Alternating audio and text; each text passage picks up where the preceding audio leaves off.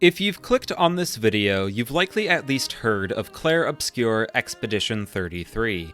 It's hard to not have. The gaming community seems to have caught Expedition 33 fever because everyone is praising this game to high heaven. It has the best user score on Metacritic of all time. It sold 2 million copies and counting. Its soundtrack topped music streaming charts. It's probably getting a movie. When you consider that it's a new IP that's also the first game from its studio, it's one of the biggest success stories in gaming history. It's an indie title made by a team of just around 30 developers. Its existence paints a really heartwarming story about how passion projects are still rewarded by consumers. What isn't heartwarming, though, is the tragic story painted within Expedition 33 itself. I finished the game about a week after its release, and I've been thinking about the story ever since. I truly believe it's one of the most beautiful tragedies video games have ever seen. I'm using the literary definition of tragedy here, by the way. It's a specific type of story usually characterized by a depressing plot and lacking a traditionally happy ending. Although, for just a bit, I kind of thought the story was a tragedy in the other sense of the word. An unsatisfying narrative that didn't feel consistent with its own premise. And yet, the more I thought about the story and all its moving pieces, like the themes it explores and how it conveys them, I realized something. The hatred I initially felt for the game's narrative was the response the writers wanted players to have. It was all intentional. And if I'm right, it's one of the absolute bravest things I've ever seen a video game story attempt, and they pulled it off beautifully. Today, we're going to analyze the story and characters of Expedition 33, with a special focus on how it invokes hatred from the player for its own narrative, all to ensure we are receptive to its messages. We're in for a long one today, so I'll give you a quick overview of the agenda. We'll begin by discussing how Expedition 33 gets us emotionally invested in the story, move on to explaining how it takes advantage of our emotional investment, and then finally analyze how it uses this emotional roller coaster to convey its themes. Now let's get into our obligatory disclaimers. This will be a thematic analysis of Expedition 33, meaning while I'll talk about gameplay here and there, this video will primarily analyze the game's story. Naturally, that means we will be spoiling the entirety of Expedition 33, from the bosses we fight to the ending of the story. If you haven't played Expedition 33 yet, I highly recommend waiting to watch this video until you do. It's a fantastic game. Additionally, Expedition 33's story purposefully leaves a lot of aspects vague and up to interpretation. That means you may very well disagree with some or all of what I say in this analysis, and that's totally fine. I don't claim my interpretation is any more valid than anyone else's. Along the line of disagreeing with me, please excuse my French pronunciations. I'm sure I'll be butchering some names and words along the way. Lastly, the footage for this video was recorded on New Game Plus, so that's why you'll see way higher damage numbers than normal. Alright, we're now ready to begin. Welcome to Expedition 33. The game's premise hooked me from its reveal trailer alone. There's a monolith at the center of the world with a number painted on it and a giant woman called the Paintress. Every year, she paints a new number. The number started at 100, and it's been going down by 1 for the past 67 years. As soon as that number ticks down, every person at that age dies. They fade away into flower petals, and there's nothing anyone can do about it. The whole process has been ritualized into something called the Gommage. Every year, a group of expeditioners set out to the continent where the Paintress lies to try to kill her and break the cycle. Our story begins on the day of the Gommage for the 33-year-olds. We take the perspective of Gustave, a 32-year-old man, meaning his Gommage is next year. His ex-girlfriend, Sophie, though, is a year older than him and is scheduled to die today. The prologue of Expedition 33 is fantastic. Gustave and Sophie's relationship is your classic tragic love story. They broke up 4 years ago due to disagreeing on having children, but it's clear they still love each other. Unfortunately, they'll never have the chance to get back together. During the prologue, we explore the city of Lumiere as both Gustave and Sophie and get to interact with a bunch of different characters. The atmosphere created by the game here is really special.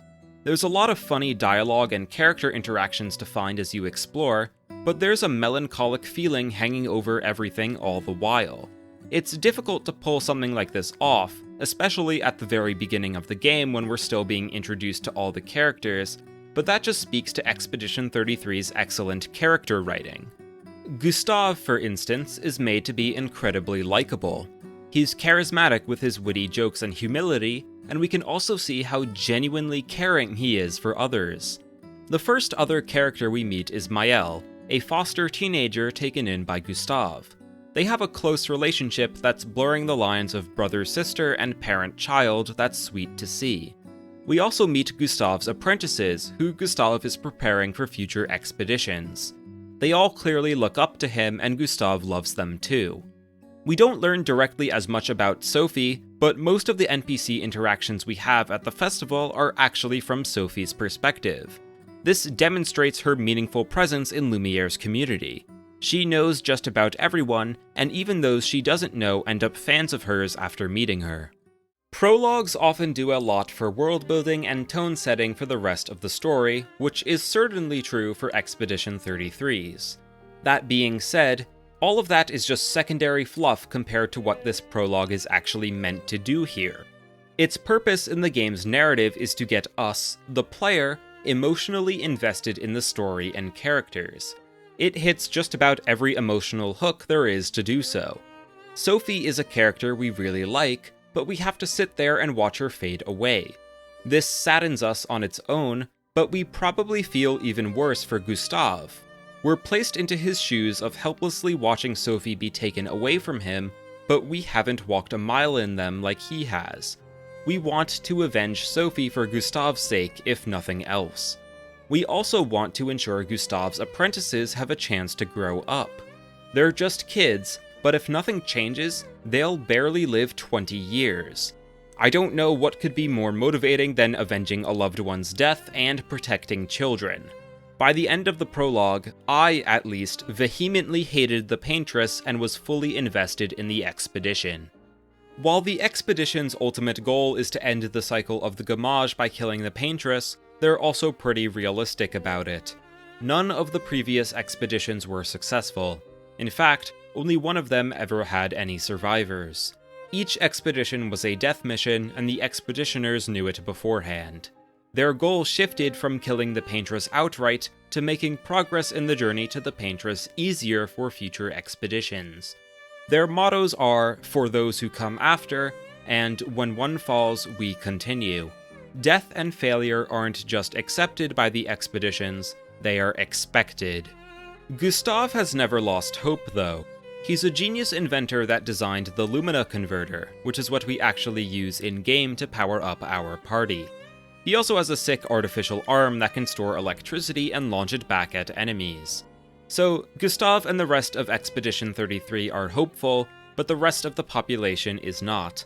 The expeditions get less and less fanfare each year, with more people just believing success is impossible. Nevertheless, Expedition 33 sets off. The expeditioners all know how dangerous the continent is. It's filled with monsters called Nevrons, so they were all prepared to fight, but what they encounter on the beach is something not a single one of them accounted for. Another human. And not just any human, an old man. With white hair, wrinkles on his face, and an assistive cane. By the time the expedition realizes what they're looking at, it's too late. The old man begins slaughtering them. The group runs, but that doesn't even help. Nevrons are here too, and they join the onslaught. When the dust settles, nearly everyone we met in the prologue is dead, and we enter Act 1, Gustave. I feel like the beginning of Act 1 is underappreciated. The scene on the beach was adrenaline-filled and sets up so much tension and mystery for the plot, but the aftermath is what I think is more powerful. Miraculously, Gustave survived, and he finds himself in a meadowy area. He's hurt and disoriented, but once he gathers his surroundings, he slowly stands up and continues on. There's nothing else he can do. What makes this sequence so powerful to me is that Gustave is completely silent. I feel like in most other games, A protagonist in this kind of situation would talk or think aloud to themselves. We don't get that here, and it makes this scene work way more effectively. Sometimes, the loudest sound is silence, and it allows us to connect more personally with Gustave. We don't need to hear Gustave's thoughts to know what he's thinking. What even is there to say? To his knowledge, everyone he knew just got murdered in front of him. The entire expedition was wiped out. Gustave was probably the most hopeful of all the expeditioners, but even someone like him can barely find it in him to continue. In fact, he doesn't. He comes across a pile of bodies from years of fallen expeditioners, including his friend Catherine from Expedition 33. Believing himself to be the only one left, Gustave sits down next to Catherine's body and summons his gun. He raises it to his head and the screen cuts to black. Fortunately, another survivor of the massacre on the beach, Lune, finds Gustave and is able to snap him out of it. Temporarily, at least, but sometimes that's all you need. Lune joins the party and the real gameplay starts to kick off. Now, I don't want to waste your time by just recapping all the story beats of the game, so let's let Gustave and Lune continue on their disaster expedition looking for other survivors while we discuss something else. I want to spend a few minutes going over the game's combat system because I believe it actually subtly affects our feelings on the narrative as a whole.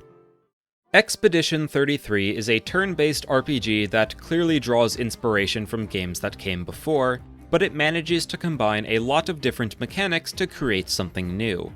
The most special aspect of its combat system is how it handles the enemy turn. Every attack in the game is dodgeable or parryable. Dodging is easier but not as rewarding. Parrying is harder, but if you parry every attack on the enemy's turn, you get to unleash a very powerful counterattack. Both methods negate all damage if performed successfully, meaning in theory, it's very possible to beat every fight hitless without even doing one-shot builds or something like that. This concept isn't even new. The Mario RPG's action commands serve a very similar purpose, although Expedition 33's style and feel is different.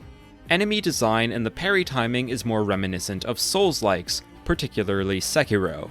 In my opinion, this is one of the coolest turn-based combat systems ever made. The game's toughest difficulty is very hard and punishing, but the parry mechanic makes every fight feel winnable. Another thing I want to point out is the turn order. It's always visible in the top left corner of the screen and never lies to you. It can be altered by increasing or lowering speed, but you always know who is going to attack and when. I don't think showing the turn order is inherently better or worse than hiding it though. Some games take advantage of the turn order being hidden and it works for them, but it is always nice that you can reliably plan in advance in Expedition 33. Lastly, unlike most other turn-based RPGs, you straight up have a gun. That's it, it's just a gun that you can shoot at the enemy freely in exchange for 1 AP. You can shoot as many times per turn as you want so long as you have the AP for it. There's no ammo mechanic or anything like that. It's pretty nice for getting free chip damage every time you move without consuming your whole turn, but that's not the most interesting thing about it.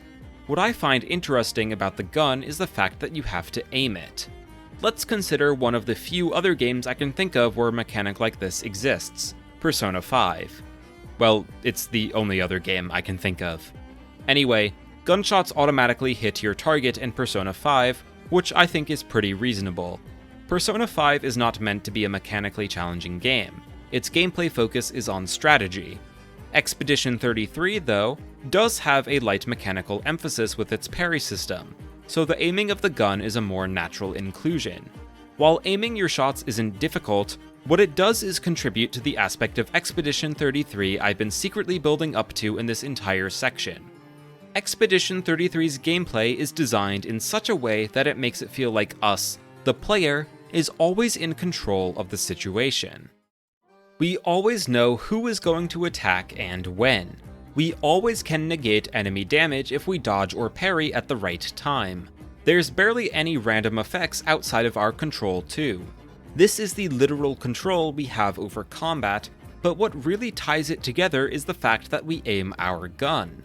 Being able to physically move our gun around gives us, the player, physical feedback that we are the one controlling the situation. It's a very, very small touch, but I think it subconsciously makes a world of difference. It gives us a feeling of control. Keep that in mind for later. Okay, so what have Gustave and Lune been up to? Well, they found a mysterious message under the rally point saying that Maelle was safe and taken to a hut with a door in it. They find the hut, get sucked into a pocket dimension manor, and reunite with Maelle. They also meet the curator of the mansion, who is, I'm not really sure. He just kind of doesn't have a face, and doesn't talk. But he's nice to Maelle. He also upgrades our equipment, so that's cool. The party now needs to find a way to cross more oceans to reach the Paintress, so they seek out the help of the mythological creature Esquier. Along the way, they meet the Gestrels, a comedic relief race of simple-minded wooden creatures, and they also find Ciel, the last survivor of Expedition 33. The gang then meets Esquier, who is this giant magical marshmallow thing. Esquier is the best part of the game, by the way. Everything that comes out of his mouth is hilarious. That's another thing I wanted to mention, actually. Expedition 33 is genuinely pretty funny. Like, way funnier than I expected, at least. The mood set by the prologue didn't prepare me at all for how whimsical the Gestrels and Esquier are. I like how deadpan the Gestrels speak. They take everything literally, and nothing is serious for them.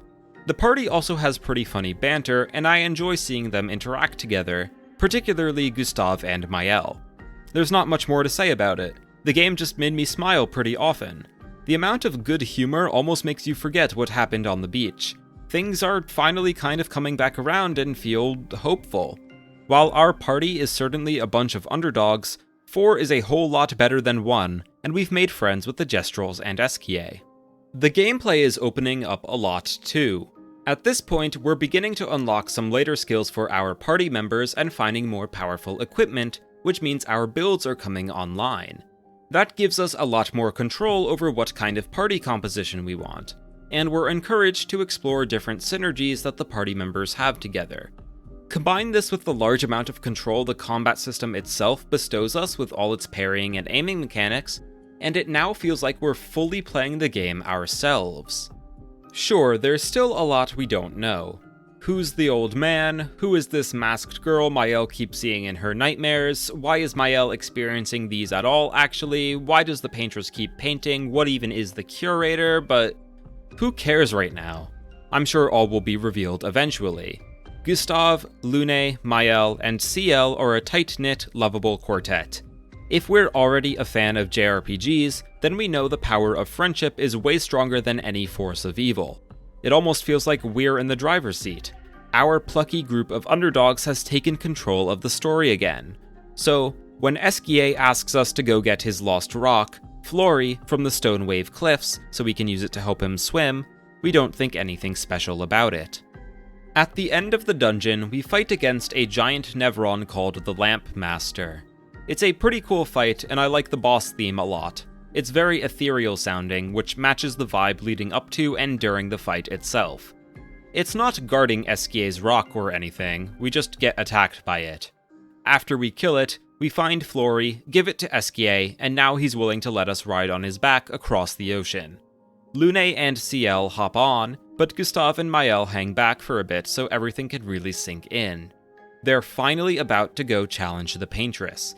The goal of 67 years of expeditioners is now within their grasp.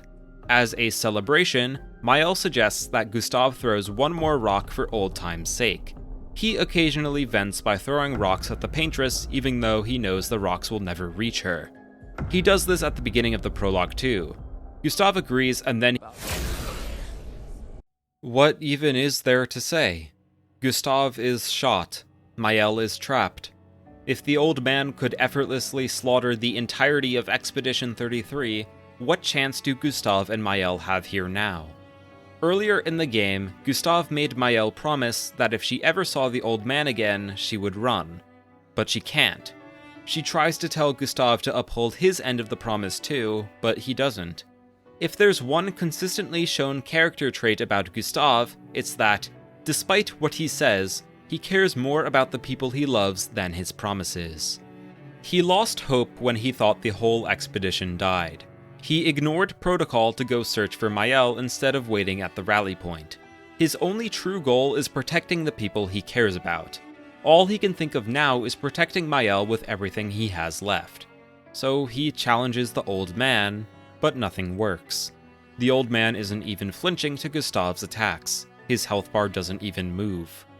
Gustave tries one final desperate measure, channeling lightning into his arm and using it to strike. It catches the old man off guard, but that's really all it accomplishes. Gustave's arm breaks, and the old man recovers within a few seconds. Gustave echoes the expedition motto, "For those who come after," to the helplessly screaming Maelle, and he charges one last time at the old man before he's intercepted and stabbed to death. That's it. Gustave is dead. Before we can even truly process it, the old man tries to launch Maelle's spirit out of her body, but she comes back into herself and the old man is left with no choice but to kill her too. He raises his cane, but his attack is stopped by a new person arriving at the scene. While we don't learn his name right now, this is Verso. He and the old man exchange some words, and Verso tells Maelle to leave while he handles things here. Later, Verso finds the party at their camp and explains himself. The old man's name is Renoir. He and Renoir were on Expedition 0, the first ever expedition, and have somehow gained immortality. Renoir believes his immortality is a gift from the paintress, so now he fights on her side. Verso, though, is tired of living forever and wants to help. He brings Gustave's arm with him as a gesture of goodwill, but he now basically recruits himself into our party. One might think that with Gustave dead, that our perspective will shift to Maelle. She was the second character introduced in the story, was present all throughout the prologue, and clearly has some special circumstances going on with her.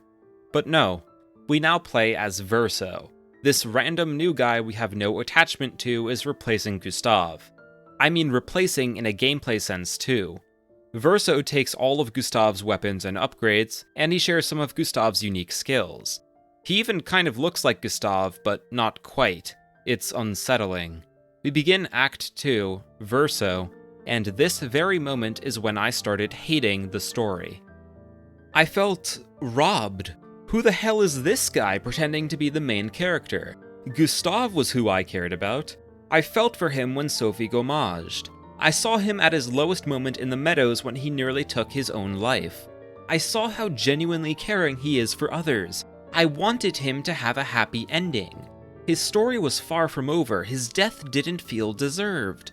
Gustave's character arc wasn't even close to being resolved and he just gets killed off that quickly? It even crossed my mind that maybe the developers wanted to kill the protagonist for shock value instead of any real narrative justification. And even in gameplay, Gustave just gets replaced immediately. There's no downtime, there's no segment where the party struggles without Gustave or anything like that.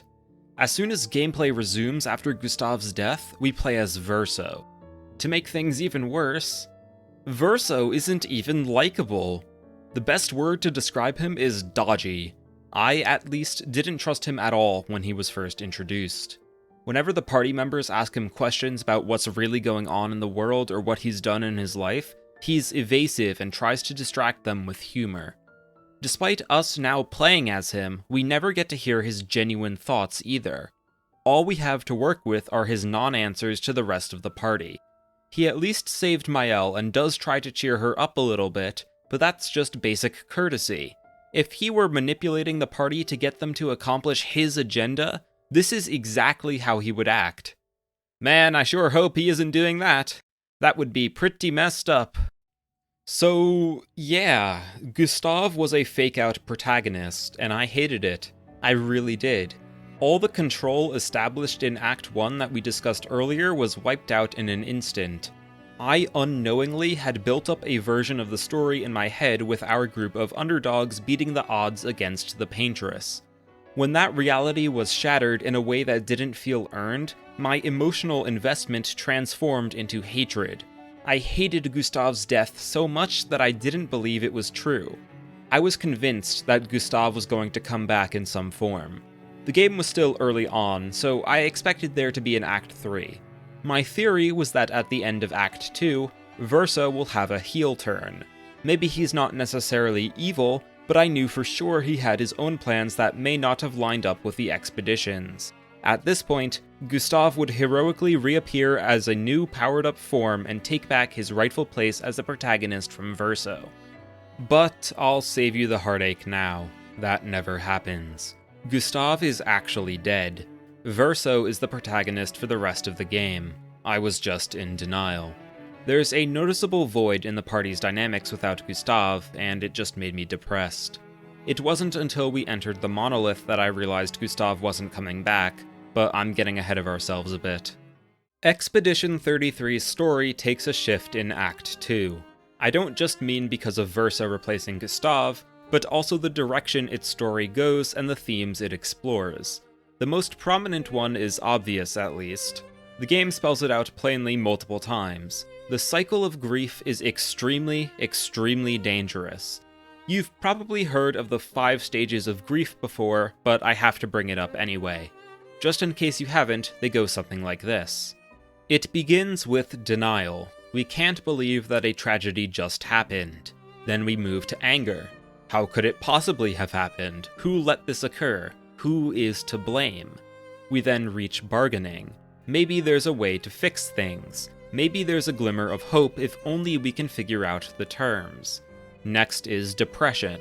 The realization that we can't change anything and have to live with the tragedy forever. Finally, acceptance. Coming to peace with the tragedy and moving on. Not necessarily getting over it, but rather learning to live with it. You may have also heard of the phrase hurt people.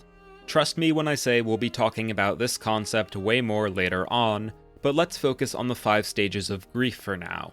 So, when I gave a quick refresher of what the stages were, did they remind you of anything? Like, something you heard in the last 5 minutes of this video? I'm talking about my personal reaction to Gustave's death. I'm pretty sure I went through all the stages of grief. I denied that Gustave was actually going to die. I got angry when he did. I bargained that maybe he'll be resurrected for Act 3. I got depressed when I realized he wasn't coming back.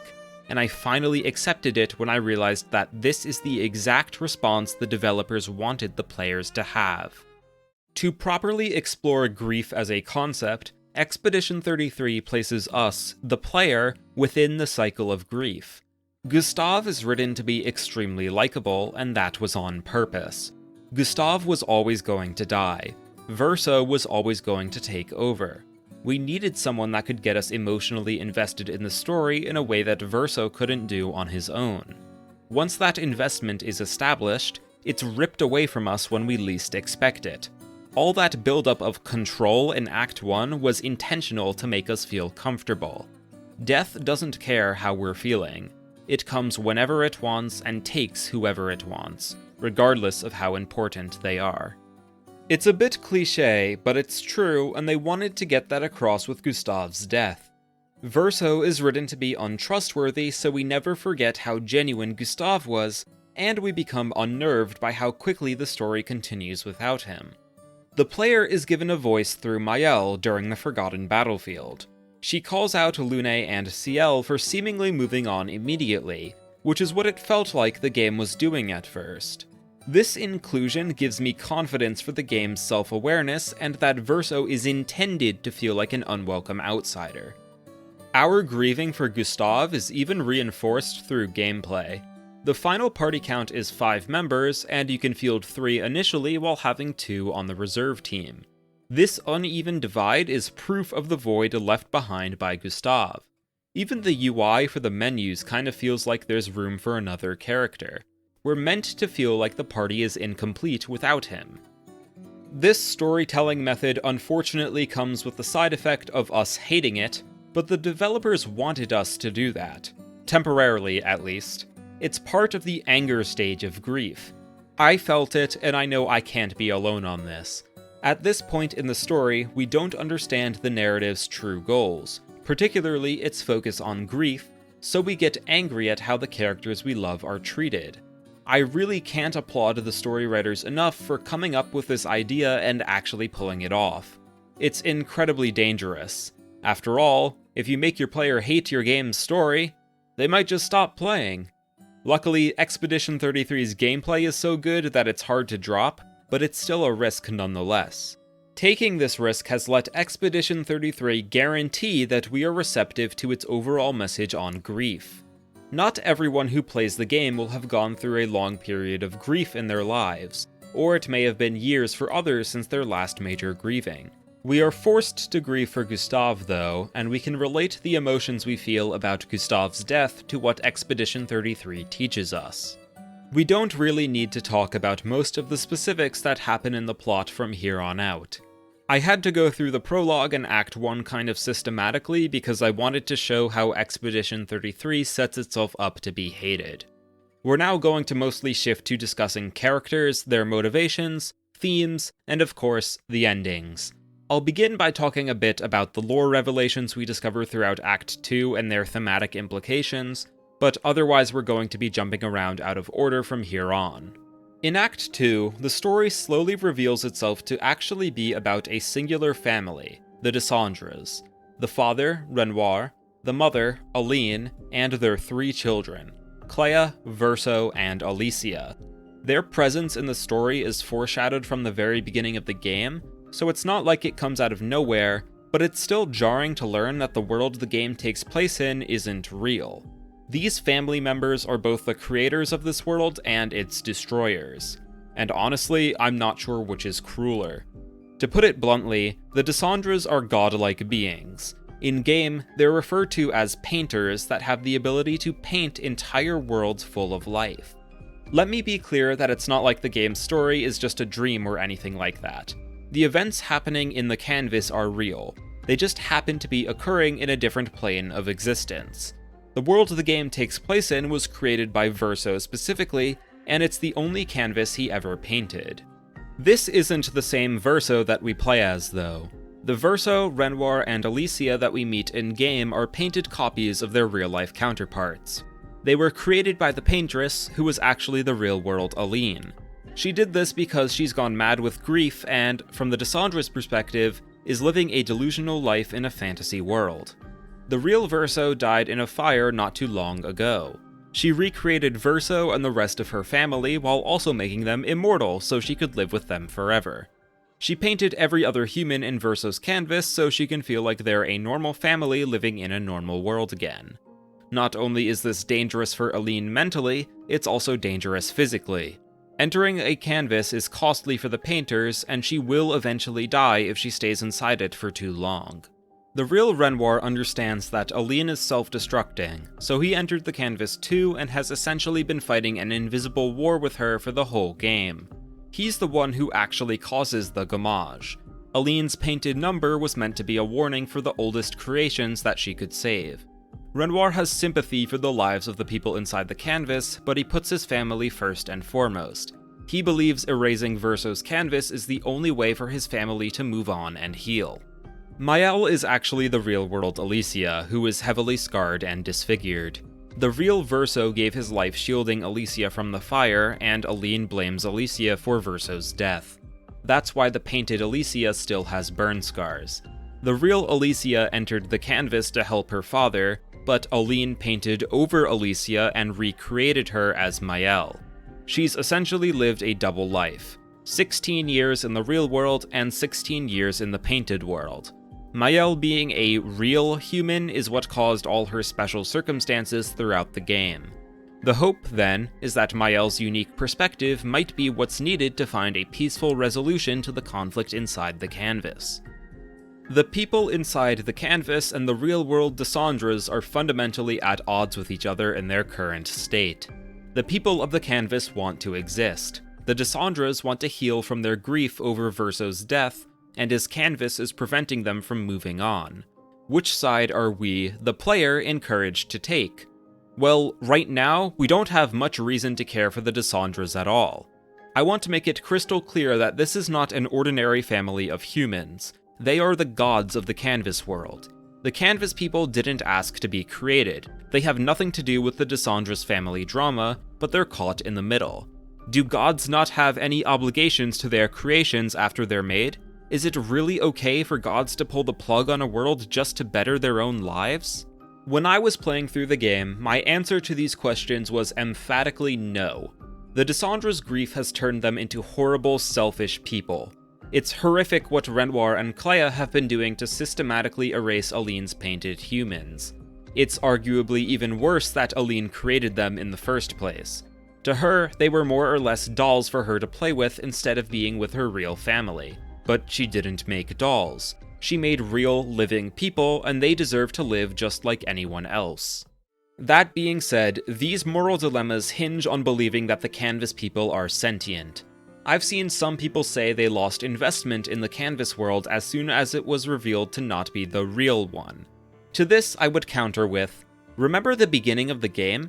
When we took control of Gustave after the beach, we saw him at his lowest moment. We felt the emotions he felt. We saw his interactions with Lune and how they both did their best to cope and move on. At least in my opinion, Gustave and Lune's relationship at the beginning of Act 1 is undeniable proof that the canvas people are just as real as the Dessendres. None of the painters were involved at this point. Maelle was separated from them, and yet they acted no less human than they do in her presence. One might argue that the canvas people could just be painted to have the relationships that they do. Minoko actually raises a similar question of if his personality is who he actually is, or if he was just painted to be that way. But does it matter? Their lived experiences are real and unscripted, and that proves their autonomy in my eyes. If that's still not enough for you, though, consider this scene at the beginning of Act 3. Maelle and Verso finally get to speak with the real Renoir, who is actually the curator all along. Here, Renoir reaffirms his stance on erasing the canvas so his family can finally heal together again. What's important is what he says to Verso. Actually, it's not even what he says necessarily. It's the fact that he acknowledges Verso at all. He apologizes for the Dessendre's actions and accepts responsibility for the destruction their family has caused. He admits that their actions are most unfair to him most of all. Now, if the canvas beings weren't sentient, why would Renoir waste time talking to Verso here? Renoir initiated the apology. We already know Renoir is perfectly willing to wipe out the canvas people if it benefits his family, yet it seems like he truly does feel guilt over it. And he does. A critically important facet of Renoir's character is that he does not actually want to erase Verso's canvas. He's only doing it because he thinks he must. Life keeps forcing cruel choices, as he says. I interpret this conversation as Renoir believing the canvas people are real, but his family is more important to him, and he would trade all of the canvas for his wife and kids without hesitation. I think Renoir's motivations are very understandable, and I don't consider him evil. As a side note, the painted Renoir has the exact same motivations as the real one. The only difference is the painted Renoir considers the painted versions of the Dessendres to be his family, so he sided with the paintress. We spent quite a lot of time on this line of thought of the canvas people's sentience, but it was necessary. I don't think the story thematically works if the canvas people are fake. If that were true, then everything in Act 1 and 2 truly was all for naught. So, everything I say from now on is going to be under the assumption that the canvas people are sentient. There's a bunch of in-game evidence to support it, and it makes the game's moral questions and ethical dilemmas way more interesting to discuss, so I'll declare it as a fact and we can move on. Let's now take a closer look at the motivations for the two most important characters in the story, Verso and Maelle. One of the most interesting things about Expedition 33's story is how the protagonist is thoroughly dishonest. Verso never tells the rest of the expeditioners about the world being inside a canvas, who the Dessendres are, what happened in the past, and all the other details. He never even tells them that Renoir is his father until they figure it out themselves. He's fully aware of the truth, and he knows that expelling Aline from the canvas will lead to mass death. Verso has two separate motivations. The first comes from the fact that he was instilled with the original Verso's memories and personality. He truly cares about his mother and doesn't want her to suffer anymore. That's his primary motivation for betraying the painted Renoir and working with the expeditions. He cares about Aline so much that he doesn't care that he'll die in the process. Well, actually, it's not that he doesn't care. His second motivation is, to him, death is a happy side effect. Verso does not enjoy living forever, so the consequences of expelling Aline may as well not exist for him. He has nothing to lose. but he knows that everyone else in the canvas does. That's why he never tells them any of the details. He manipulates everything to get the party to help him expel Aline. He pretends that killing the paintress will solve all their problems. He hides Esquia's flying rock, Sorry, so the party can't get tempted to just fly back home and give up on the expedition. The most awful thing he does, though, is revealed in the level 7 support conversation he has with Maelle at camp. Back at the Stonewave Cliffs, it looked like Verso got there in the nick of time to save Maelle from Renoir. Maelle, though, has a gut feeling that this isn't true, so she asks Verso if he let Gustave die. And he did. Verso let Gustave die on purpose because he thought Gustave would interfere with Maelle's faith in the mission if they found out the truth of the canvas. Nothing is beneath Verso to accomplish what he wants. His desire to save Aline may be genuine, but his self-destructive tendencies are what make him as selfish as the rest of the Dessendres. He always does what's best for him. He never gives anyone a chance to persuade or convince him of anything. Next, let's talk about the real-world Alicia, who I'll keep calling Maelle for the rest of this video for clarity purposes. That's the name she personally prefers too, anyway. Now that Maelle has regained her memories of the real world, she has no interest in returning. In the real world, she's horribly scarred and disfigured. Her face is covered in burn marks, she lost an eye, and her vocal cords are heavily damaged. Those are just the physical drawbacks, though. Her mother resents her, her brother is dead. Her family is in an active war with a faction called the Riders.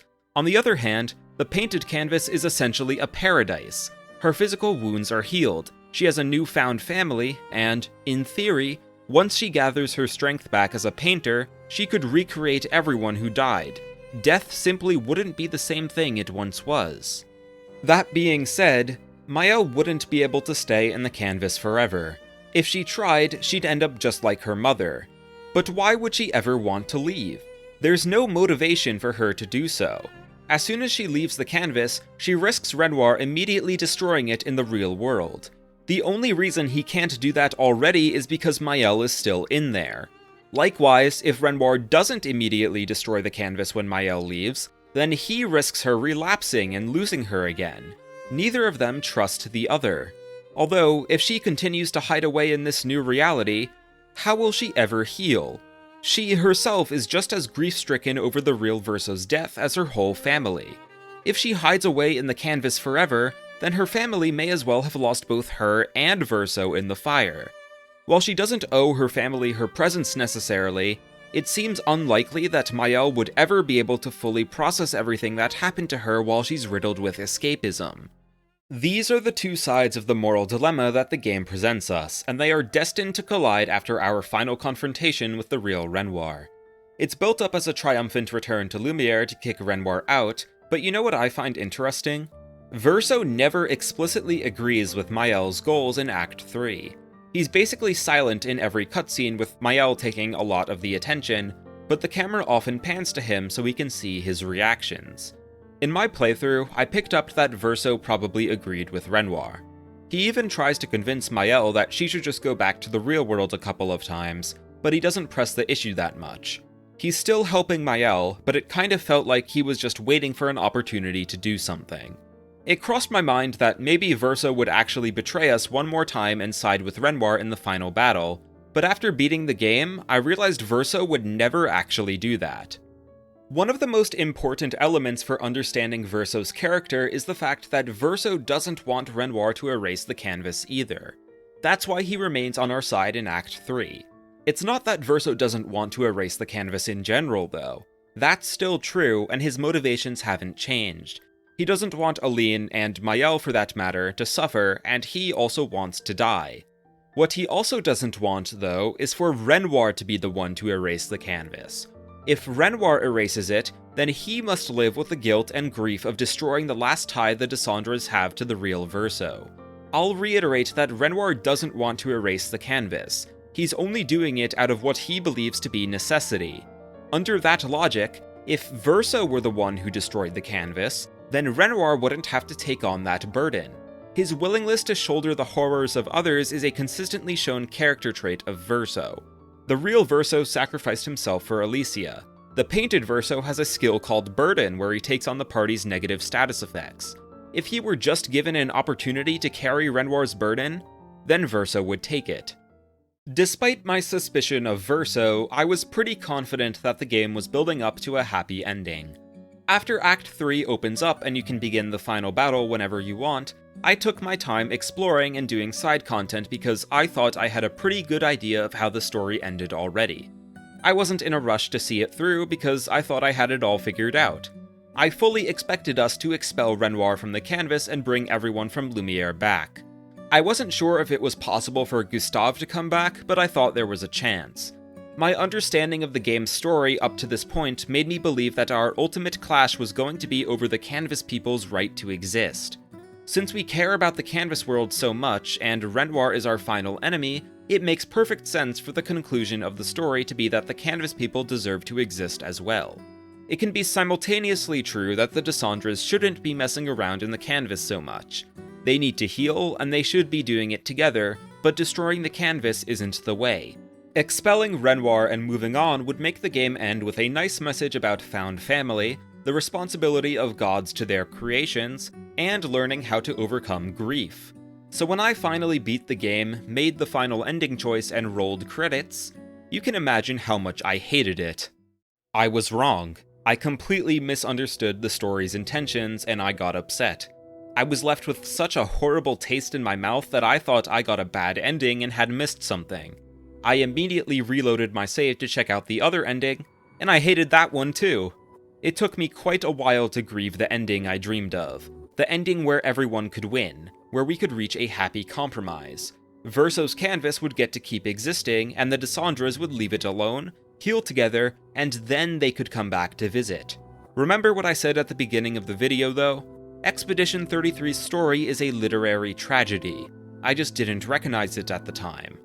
After I finally processed everything about the endings, I realized what makes them brilliant. Expedition 33 literally shows us the dream ending, dangling it in front of us like a carrot on a stick, but these characters would never, ever let it happen. They are all consumed by grief, don't trust each other, and it's their own fault that we don't get a happy ending. That's what really makes this story a tragedy. It's all self-inflicted due to unprocessed grief. Hurt people hurt people. Toward the end of Act 2, right before the party enters the monolith, Verso is approached at camp by the painted Alicia. She hands him a letter, and written on it are French words that I'm too scared to try to pronounce, but translate in English to "a life to dream." Verso doesn't open the letter right away. In fact, he doesn't do so until after the party defeats the paintress and returns to Lumiere. Alicia first addresses her brother, saying she's at peace with what's to come and hopes they will be too. That said, she tires of the conflict between the Dessendres and their painted counterparts. She says whether Verso gives this letter to Maelle is up to him, and then she begins addressing Maelle directly. She explains the situation in the canvas world and the true dynamic of the paintress and Renoir. She hopes that you who have walked amongst us, Maelle, will find another way. A way that both families can survive. A way that both worlds can continue to coexist. A way for the life that we dream of to come true. And Verso throws the letter into the sea. Verso is not interested in this hypothetical everyone wins situation. It's completely in character for him to not read the letter right away, and then also never tell Maelle about it. Verso never gives anyone a chance to persuade him or change his mind. This includes his own sister. He didn't want her words to potentially sway him in his resolve to expel Aline from the canvas. When he finally reads it, the damage is done anyway, so he just throws the letter into the ocean. Somehow, though, Maelle finds it. I'm not quite sure what the logistics of that are, but that's not important. What is important, though, is the context that the letter actually did make it to Maelle. It's missable since this is only discussed in a part of Maelle's final quest chain in Act 3, but the fact that Maelle did read Alicia's letter changes everything. I want you to keep that detail in mind as we finally move on to discuss the actual endings of the game. After defeating the real Renoir in Lumiere, Maelle and Renoir have one final heart-to-heart conversation. Maelle tries her best to get Renoir to finally see her side, and she says that she's not going to stay in the canvas forever. Just a little longer. Renoir is hesitant, but finally decides to trust her. The camera constantly pans to Verso during their conversation, who is eyeing the painting portal that Renoir summoned before. The game doesn't explain what this portal actually is, but it showed the party a vision of what Renoir saw in the monolith for the past 67 years. His beloved wife, Aline, in pain and suffering. Seeing this vision is the moment Verso makes up his mind. After Renoir leaves, Verso slips into the portal and just says he's sorry. Inside the portal is what seems to be the very heart of the canvas world. Here lives the final sliver of Verso's soul. His soul fragment is painting away, keeping the universe intact. Verso asks the soul fragment if he's tired, and the soul fragment nods. He says it's over and that he can stop painting now, but Maelle interferes. Verso accuses Maelle of lying to her father and starts directly quoting Renoir. Life keeps forcing cruel choices. Verso now believes that the canvas must be destroyed. The Dessendres can't be trusted anymore because they don't trust each other. Maelle will never leave because she believes Renoir will destroy the canvas as soon as she does. Renoir will always destroy the canvas when he gets a chance because he doesn't trust Maelle and Aline's judgment. Grief has completely torn this family apart, and now it's going to tear this world apart. If Maelle never leaves the canvas, she will surely die, but she finds that preferable to her life outside. She cares about the people of the canvas world. Verso cares about the Dessendres. We are forced to make the final decision.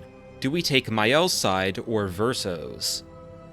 Judging by everything I've argued for thus far and my earlier characterization of Verso, I'm sure my initial choice won't come as a surprise. I picked Maelle with basically no hesitation.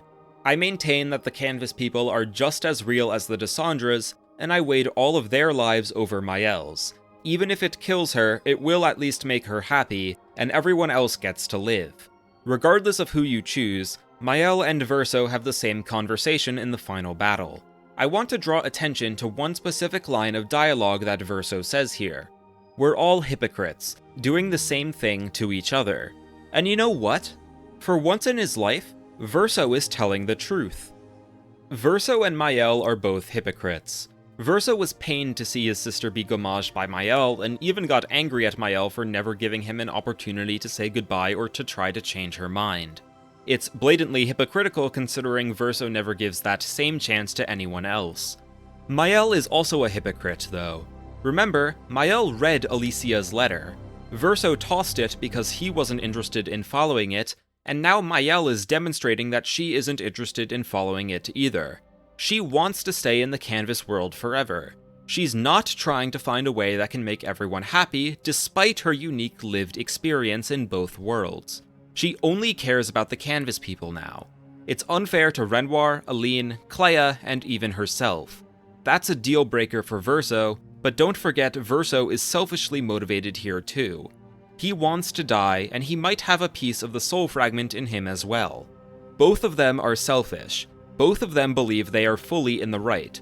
Both of them want to make decisions for everyone else. Both of them don't see the nuance that the painted Alicia did.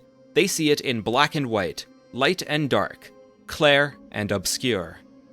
If Maelle's ending is selected, you'll be in for a very unsettling aftermath. Verso begs Maelle to unpaint him, but she refuses. She's starting to see the painted Verso as her actual brother, and believes that she knows better than him. Verso keeps saying he doesn't want this life, and it's extremely uncomfortable to watch. In this ending, A Life to Paint, Maelle is able to regather all of the canvas's chroma and repaint everyone who passed. That means everyone in Lumiere who gommaged, Ciel's husband, and even Gustave and Sophie.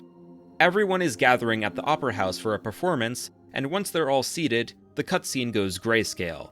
This is the same art style for Maelle's nightmares earlier in the game. We now see that Verso is on stage, despite his pleading and begging to be unpainted. It's his piano recital. It's what Maelle and Verso pinky promised to do when everything was all settled. Gustave broke his promise to Maelle about running from Renoir, and Maelle is never going to let someone break their promise again. Verso hesitates to play the piano, and the camera pans around the people in the audience until finally giving us a jump scare of Maelle's face turning into the same void of the paintress. Verso then starts playing the piano, and the game ends.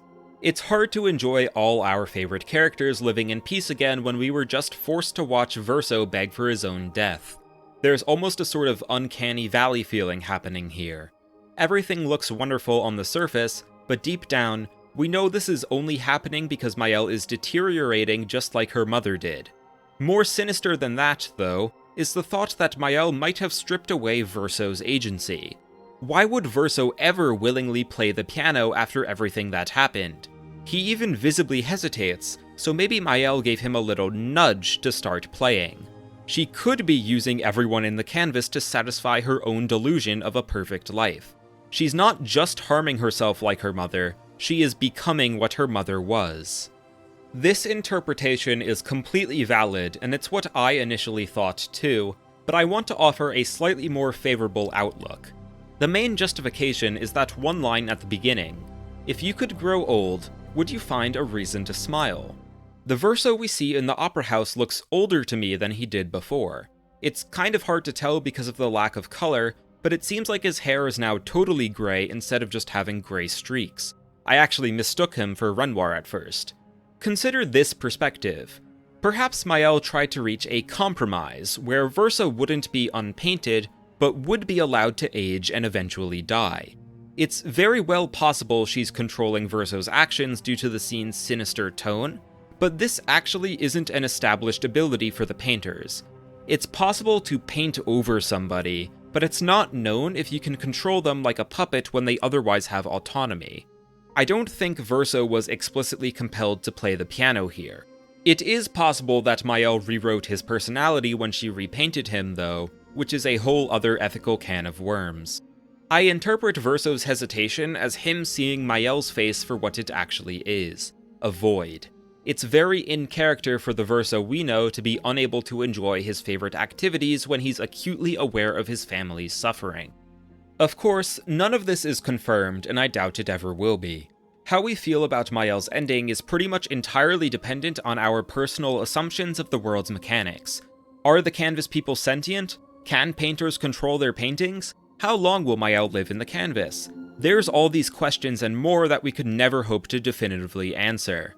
What I do think, though, is that we can't take the jarringly negative tone of this ending at face value. If that aspect weren't included, then this ending would simply be vastly superior to the other, which we'll talk about in a moment. Think about it. If that jump scare doesn't happen, then what's actually wrong with this ending? Aside from Verso being repainted, but like we've discussed, there's a more charitable interpretation for that aspect. It'd only be Maelle staying there forever, but we already accepted that as a consequence if we chose this ending. Everything else benefits the characters we actually are attached to, the people of the canvas. If we elect to fight as Verso, then we're treated to an opposite series of emotions. Maelle's ending starts positively and ends negatively, whereas Verso's begins negatively and ends positively. As Maelle fades away, Verso assures her that everything will be okay, mirroring what the real Verso told the real Alicia in the fire before he died. She fades away, and now it's time to stop painting. Esquier and Minoko show up, and Verso puts on one of the most genuinely sad expressions I've ever seen. He says he'll really miss them, they have a group hug, and then Esquier and Minoko fade away. There's no time to process it as Ciel now appears, with a look so complex I'm not entirely sure how to describe it. A mixture of complete and utter rage, as well as kindness and understanding is my best guess. Verso reaches out his hand to Ciel, and she raises hers, but she stops short of taking Verso's hand and then fades away. That leaves us with Lune, standing at the entrance to the canvas's heart, staring daggers at Verso. Everything she worked for and everyone she cared about is going to ruin all because of him. Her reaction is relatively tame, if anything. She just sits down where she is, knowing it's too late for her to try to say anything. No words are exchanged between Ciel, Lune, and Verso. There isn't anything to say. Verso screwed them over once again. Finally, Verso walks over to the soul fragment, takes it by the hand, and they walk away from the canvas, putting Verso's soul to rest at last. This ending, called A Life to Love, then transitions to the real world. We see the Dessendres gather at the real Verso's grave, and they finally seem to be starting the proper healing process. It will take time for them to overcome their grief, But now that they're together, there might be some hope. Renoir and Aline embrace each other for the first time in 67 years, and Maelle, the real Alicia, says goodbye to her canvas family. The tone of this ending is noticeably more hopeful than Maelle's. It gives us reassurance that the Dessendre family, at least, will be okay, and that Verso can finally rest. Although, it does kind of gloss over the mass extinction of everyone in Verso's canvas. While all the humans were already dead at this time except for Ciel and Lune, the Gestrels, Grandis, and Esquier all fell victim.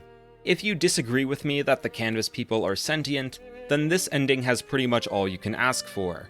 But just like we can't take Maelle's negative ending tone at face value, we can't take Verso's positive ending tone at face value either.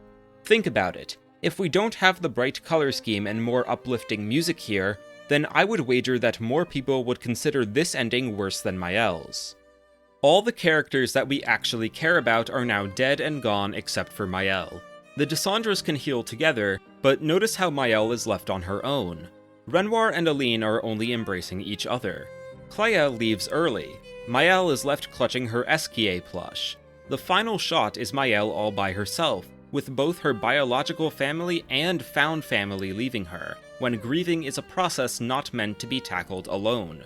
This family is famously not good at communication, and we just have to trust that they'll be able to handle Maelle's incredibly fragile state of mind.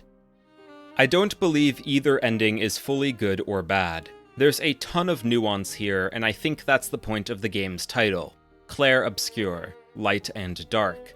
I would describe Maelle's ending as a light one with dark undertones, while Verso's ending is a dark one with light undertones. I'm sure all the discussion over the endings and which is better is the kind of discourse the developers wanted the fandom to engage in. If it's up to me though, I am still actually on the side of preferring Maelle's ending. I've said repeatedly I believe the canvas people are sentient, so I'm absolutely biased toward it because I dislike the Dessendres on a personal level. I think they're excellently written characters, but I don't like them. I want the canvas people to be happy. If it comes at the cost of Maelle, then so be it. Although, deep down, I know Verso's ending is probably better. Maelle's ending is destined to have another fracture. Renoir won't let his daughter die, just like he wouldn't let his wife die.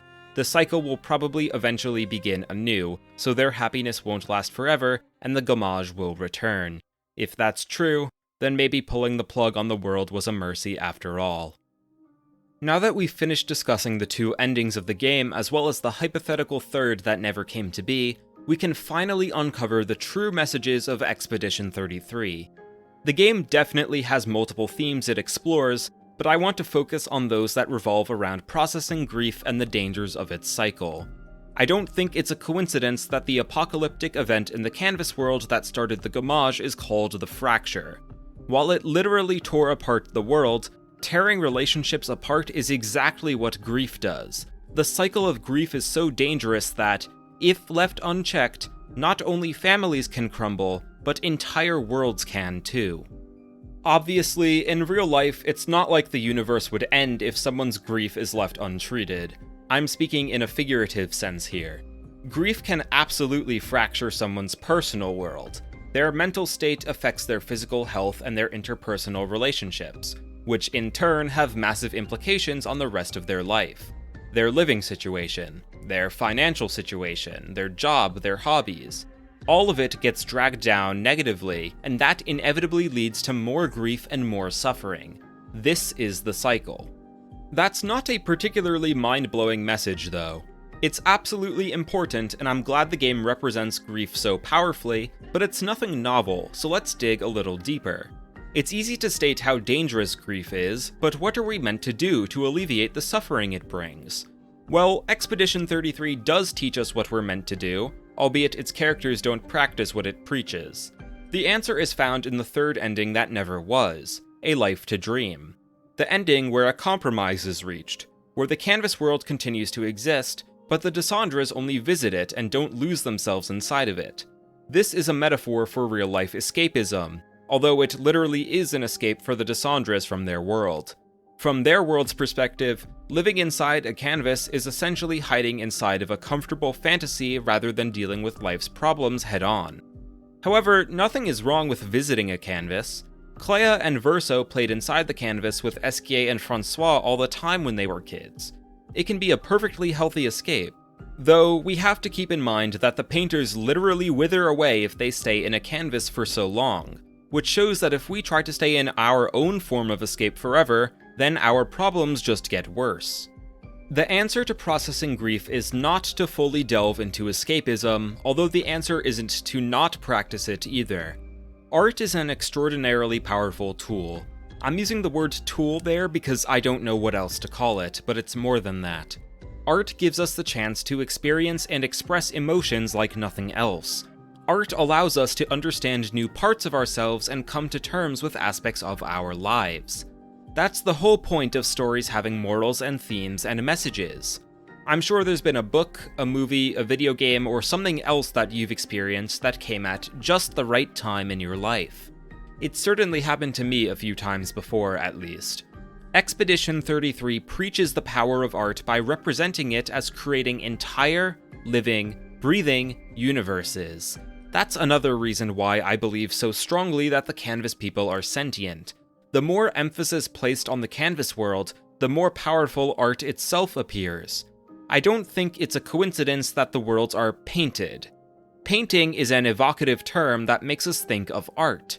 Drawings and paintings are far from the only form of art, but they match the colloquial definition of art, which helps us connect the game's message of art's power. Of course, with great power comes great responsibility, as they say. Real life catches up to all of us eventually, so losing ourselves in art has to be temporary. That's a deeper message of Expedition 33. Escapism is powerful, it is helpful, but we need to do it in moderation. Once again though, that's not exactly groundbreaking, is it? That kind of message has been done hundreds of times before. You probably already know it's true just from your life experience, so let's dig even deeper. But, where to? The game was kind of all about grief. It even placed us in the grief cycle with Gustave's death. We learn how dangerous grief is, and we learn that escapism is a healthy coping tool in moderation. That seems pretty final to me, and it's where I got stuck for quite a while. I then read an interview with the director of Expedition 33. Well, I read someone else's translation, at least. Now, I'm a big believer in the concept of death of the author. As soon as their story is published, I don't think what they claim they intended to write about matters anymore. All that matters is the text as presented, and any reading based on that text is valid. I bring this up because I don't want to make it seem like I'm just accepting the director's words at face value here. He said that Expedition 33 was also about the relationship artists have to their art. I found this interesting, so I tried to read the story under that artist and art lens. And, let me just say this now. I am respectfully disagreeing with what the guy who made the game thinks it's about. I didn't find a reading I was fully happy with for this artist and art theme, but I do think there's something going on here in a similar vein. Something that is much more in line with the cycle of grief theme. What I found is what I believe to be the piece that ties the story together. It's not about the artist's relationship with their art, but rather everyone's relationship with art. It's possible to limit your time doing something and still have an unhealthy relationship with it. Say, for example, if Aline agreed to only spend a few years in the canvas at a time, but she still spent that time living with her painted family, including the painted Verso. I would not consider this a healthy coping mechanism to process the grief from the real Verso's death, even though she is technically doing it in moderation. This is the missing link and what makes Expedition 33's message stand out. We need to be diligent about our relationship with our escapism art of choice. Let's continue with the example of Aline grieving Verso's death. Using Verso's canvas as her escape is a genuinely really good idea. Verso's canvas both literally and figuratively contains so many pieces of him. Spending time in the canvas and appreciating it allows Aline to still feel close to Verso even in his death. She could carry on his memory and play with the Gestrels and Esquier, maybe share childhood stories about Verso with them. Where Aline went wrong was making the painted copies of her family. Now let's try to make this more general. Once we find a piece of art that grants us comfort, we have to be responsible with it. If the art reaffirms our beliefs that we gained during the grieving process, then it's not healthy. We might start to believe that the real world is horrid in our anger stage of the process. We might start to believe that it's still possible to fix things in our bargaining stage of the process. If our escapism art is telling us these things are actually true, then it's not healing us at all. In fact, it's doing the opposite. It's actively getting in the way of our journey to overcome grief. It can be difficult to recognize when this is happening, and that's part of why grieving alone is so difficult. If we have someone we love helping us heal, then they could also help us recognize when our coping mechanisms are unhealthy. All of this boils down to the true essence of Expedition 33's story. Every step of the grieving process is an active one. We need to consciously want to heal. We need to consciously choose appropriate methods of healing. Moreover, grief must actually be consciously addressed by the griever. They may say time heals all wounds, but time is what allows an untreated one to kill. Let's just sum it up one last time so we know we have it all figured out. Our discussion today has certainly been a journey, an expedition, if you will. Expedition 33 is a tragedy about the cycle of grief. It emphasizes how dangerous grief can be by literally showing it tear worlds apart, which it does so figuratively in real life. Escapism helps us cope with it, but we need to not only moderate our time spent in our escapist art, but also be diligent with the art we escape into. The grief healing process takes effort. It's not something you can truly do passively. You need to put in the work to overcome it, but it's always possible to do so. There is light at the end of the tunnel. Unfortunately, our story depicts tragic characters, Verso, Maelle, and the rest of the Dessendres, who all don't practice healthy methods of processing grief. A happy ending was possible, but unhealed grief is what prevented it from happening.